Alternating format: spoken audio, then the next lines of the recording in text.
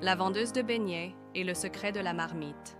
Il était une fois, dans un petit village africain entouré de collines verdoyantes, une jeune femme nommée Awa.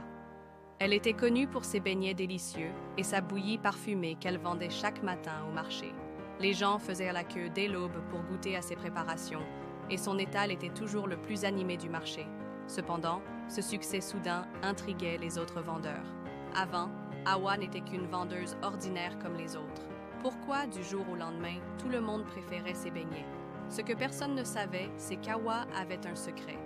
Un soir, après une journée morne où elle n'avait presque rien vendu, elle se rendit chez une vieille femme mystérieuse, une guérisseuse que l'on appelait Maman Ndiaye. Désespérée, elle lui demanda « Maman Ndiaye, aide-moi, mon commerce ne marche pas, je suis sur le point de tout perdre. » La vieille femme, après un long silence, répondit « Si tu es prête à sacrifier ton honneur, je peux te donner une solution. » Poussée par le désespoir, Awa accepta sans poser de questions. Maman Ndiaye lui donna un rituel étrange à suivre. Chaque matin, avant de cuire ses beignets et de préparer sa bouillie, elle devait plonger son caleçon propre dans la marmite de bouillie chaude, tout en murmurant une incantation. Awa fit exactement ce qui lui avait été demandé. Et à sa grande surprise, dès le lendemain, ses affaires prospérèrent. Les clients affluaient, comme attirés par une force invisible. Ses beignets semblaient encore plus savoureux et sa bouillie irrésistible. Mais comme le dit un proverbe africain, le mensonge peut courir 1000 jours, mais la vérité finit toujours par le rattraper.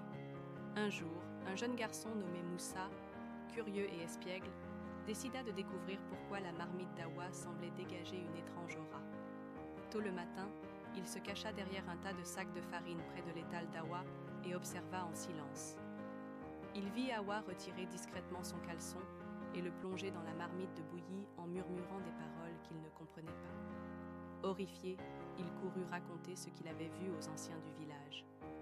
Le lendemain, les anciens se réunirent au marché et exigèrent qu'Awa explique son geste.